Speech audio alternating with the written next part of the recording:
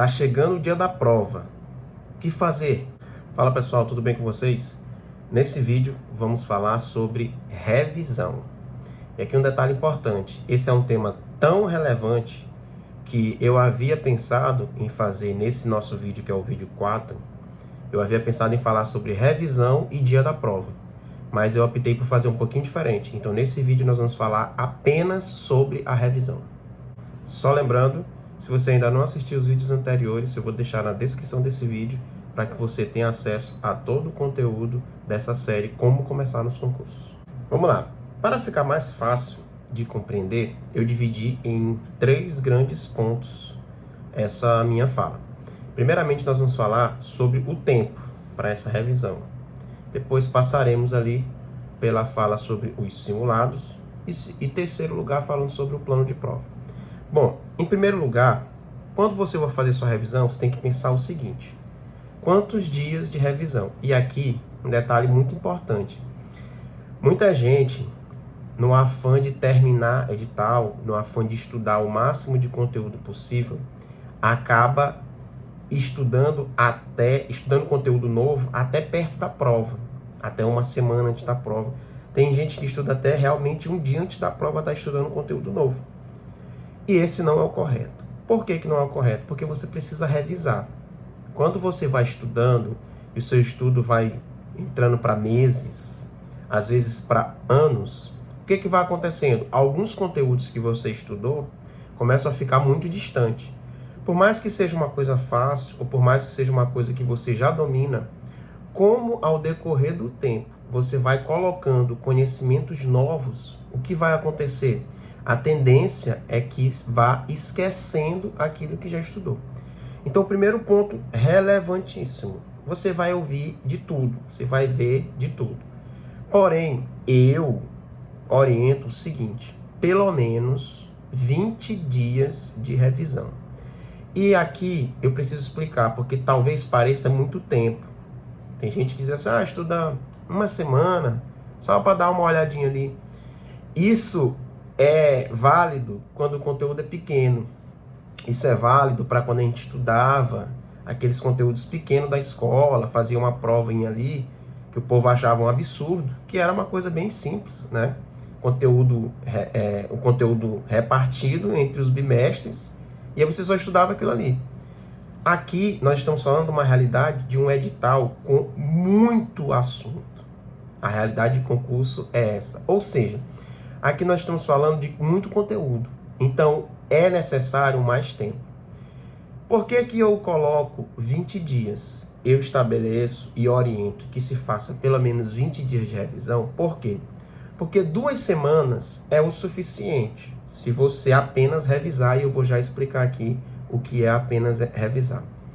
Porém, se você estabelecer 2 semanas ou 1 semana apenas, lembre, se acontecer algum imprevisto, o dia da prova não vai mudar, né? Você vai ligar lá para o pessoal da banca e dizer assim: olha, aconteceu um problema aqui, eu passei 3 dias sem estudar, uma pessoa da família adoeceu, ou eu tive que fazer isso ou aquilo outro, e eu não vou poder fazer essa prova domingo, então bota para o próximo domingo, né?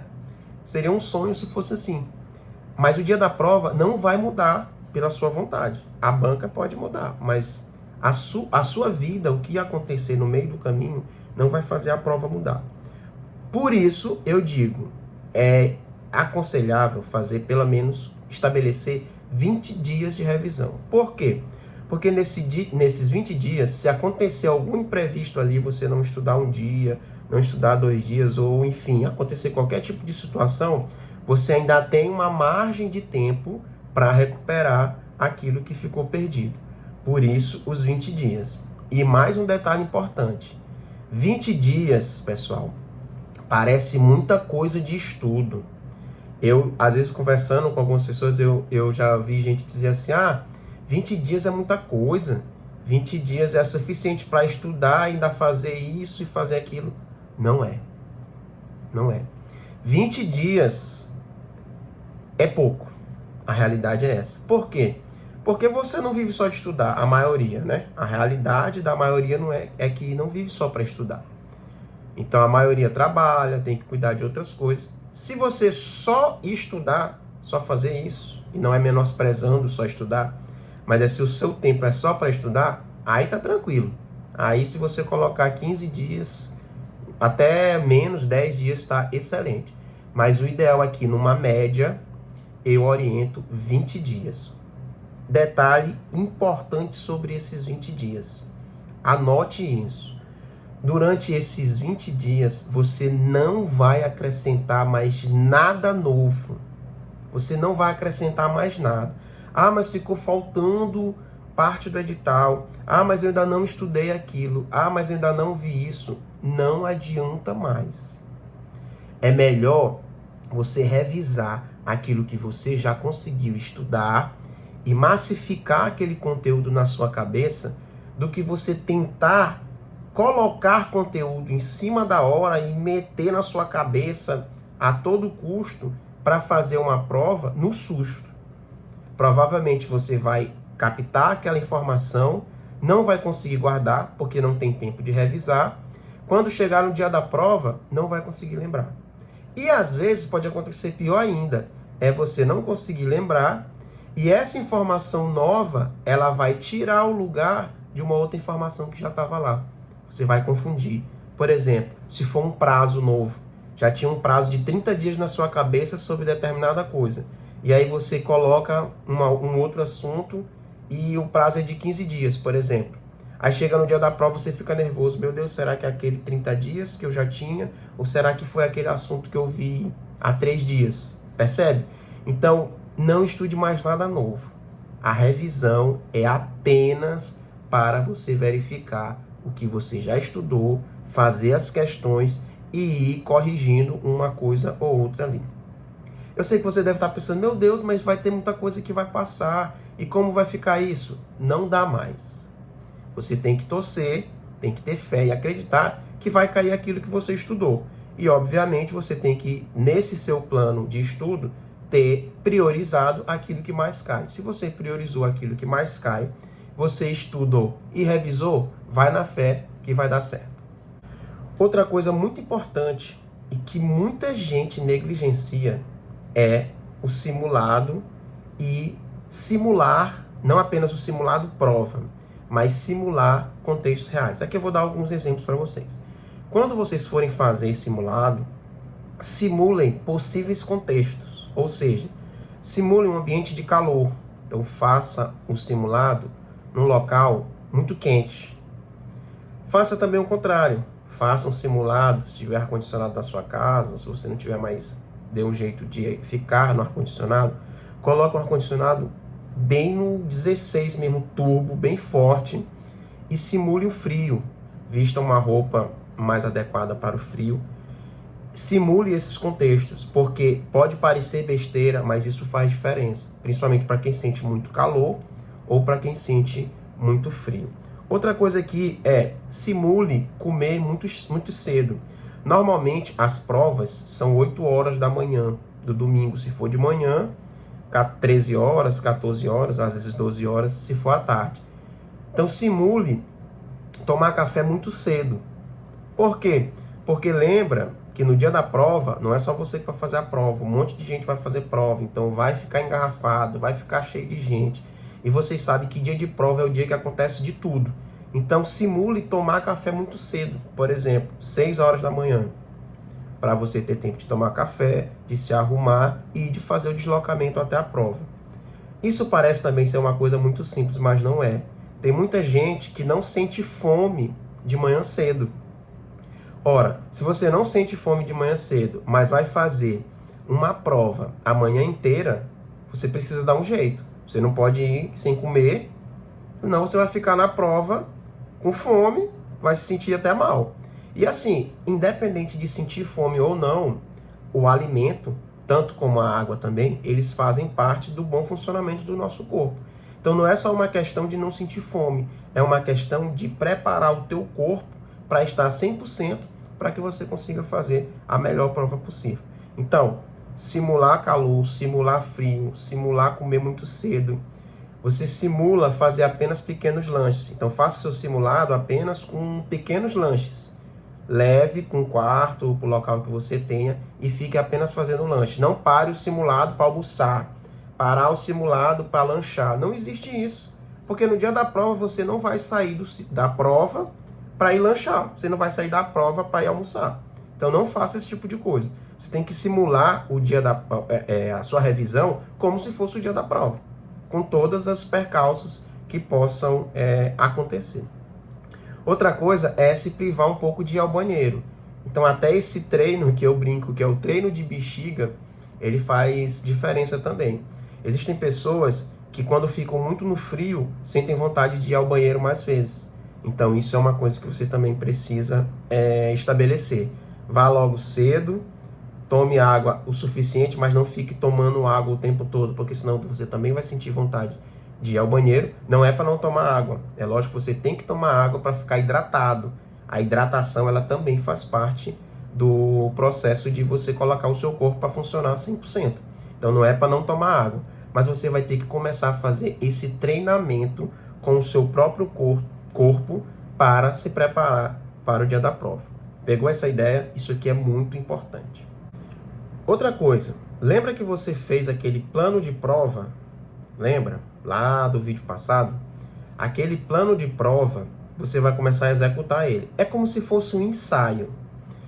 Se você estabeleceu a ordem das questões, você vai começar a fazer os simulados que você estiver fazendo naquela ordem. Então, começa primeiro por essa disciplina, depois por essa. Tudo aquilo que você planejou lá no seu plano de prova, você vai começar a executar. Como eu disse, é um ensaio. Você vai ensaiar como que você vai fazer no dia da prova. Vou fazer isso, vou começar por essas disciplinas. Aí você vai estabelecer coisas como não ler todo o enunciado da questão antes de ler só o que a questão pede. Lembra que eu falei que tem questões que você lê um enunciado gigantesco, quando chega lá no final, você conseguiria responder a questão sem ter lido o enunciado. Então, isso você vai colocar no plano de prova e vai começar a executar esse plano de prova nos simulados e nas questões que você for fazendo. Outra coisa que é extremamente importante, que eu também já havia falado, é começar a identificar os erros. Aqui um ponto importante. Se você identificou um erro, mas esse erro é de um assunto que você ainda não estudou, identifica aquele erro, guarda ou anota em algum lugar, mas para uma próxima prova.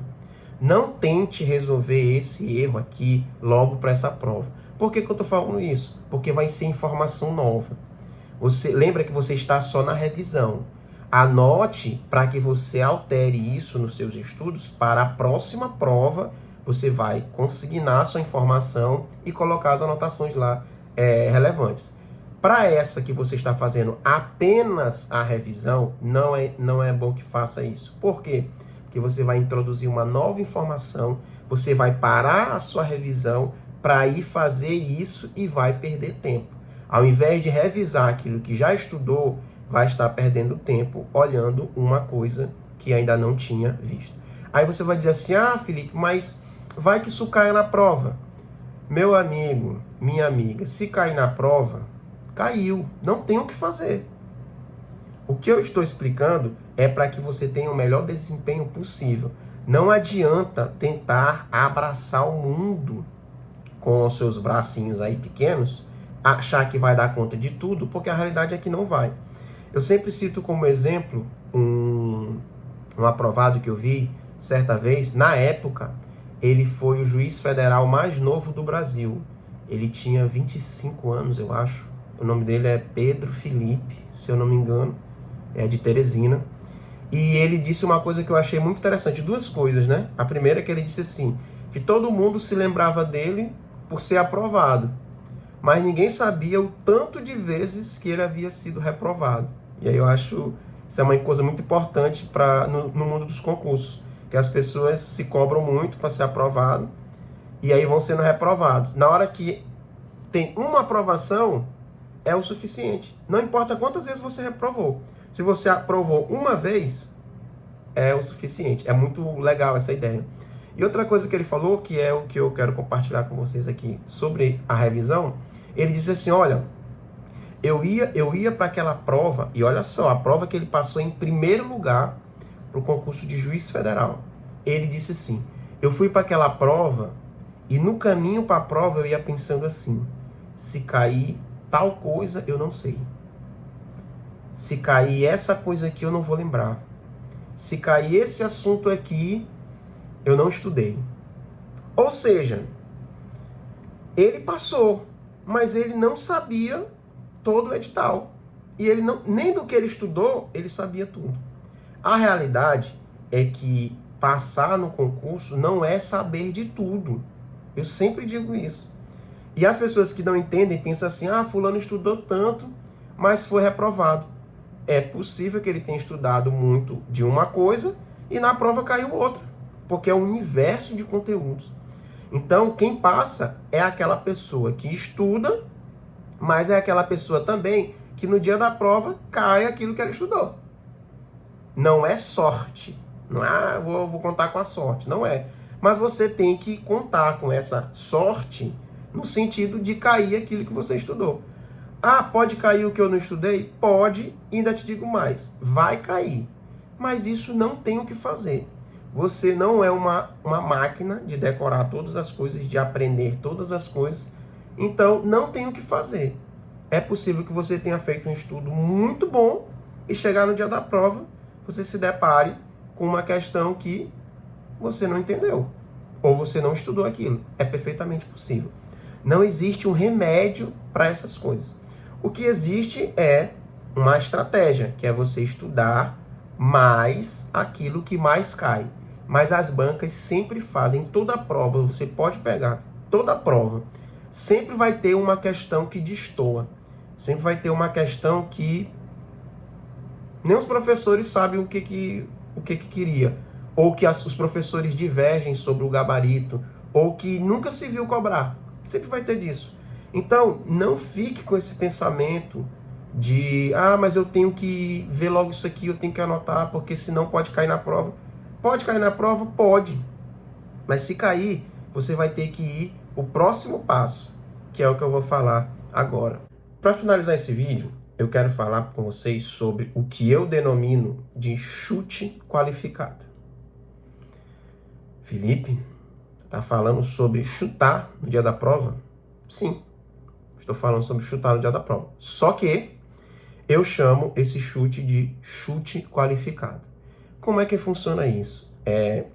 Quando você estuda, você vai vendo que os assuntos eles se conectam.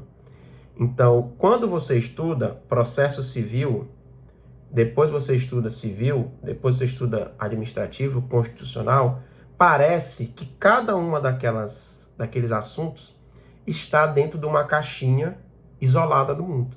Mas, na verdade, é que eles estão todos interligados. Às vezes, tem uma questão que vem na prova de constitucional que, no fundo, o assunto dela é mais de direito administrativo, por exemplo, e vice-versa. Existe muito isso. Ou seja, o que eu quero falar para vocês? Às vezes, você não vai saber aquela questão exatamente, especificamente aquele assunto. Então, caiu um determinado assunto, eu não sei esse assunto especificamente. Não sei, não lembro ou não estudei. Tudo bem. Mas o que acontece é que com o passar do tempo, você começa a estudar e o estudo ele fica tão dinâmico, ele fica tão conectado entre si, os pontos vão se ligando, que você, embora não saiba a resposta exata daquela questão, você consegue dizer coisas que não fazem o menor sentido. Então, por exemplo, de uma questão que tenha 5 opções, normalmente, principalmente a FGV, normalmente você descarta 2 que são absurdas. Então, tem 2 assim que não faz o menor sentido. Aí ficam 3. Normalmente funciona assim. Dessas 3, tem uma que parece, mas não é, fica naquele limbo.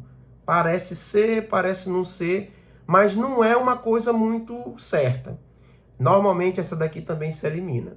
E a grande decisão normalmente vai ser entre 2 alternativas. Essas 2 alternativas que vão definir o acerto ou o erro. E aqui muito interessante, perceba que você diminuiu de 20% a sua chance de acertar, você aumentou de 20% para 50%. Quando você tinha que acertar entre 5, você tinha 20% de chance.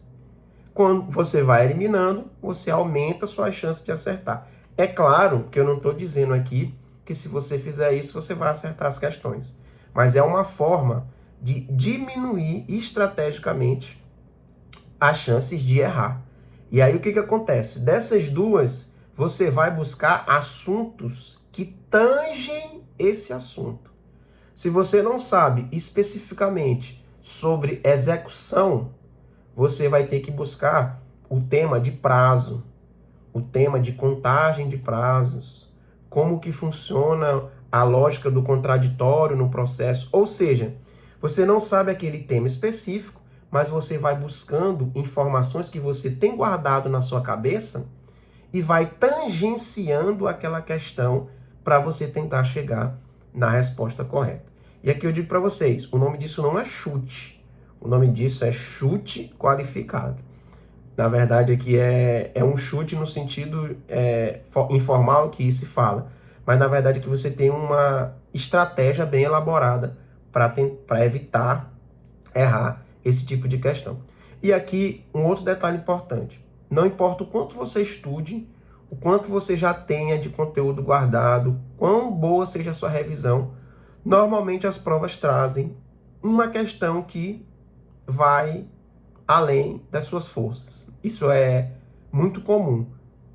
Repito, não importa quanto você estude. Normalmente as provas trazem uma questãozinha que vai assim fora de todas as expectativas. Mas essa ideia do chute qualificado, ela vai te ajudar a diminuir a tua probabilidade de errar. Consequentemente, é mais uma questão que você vai brigar aí também. Então fique muito ligado com essa questão do chute qualificado. Bom, pessoal, era isso que tínhamos para o vídeo de hoje. Espero que vocês tenham gostado. Curtam esse vídeo, deixem seu comentário, compartilhem com quem você sabe que está precisando. Se inscreva no canal, se você preferir, ative as notificações. Vou sempre estar colocando bons conteúdos aqui para vocês. E boa revisão por aí. Tchau, tchau.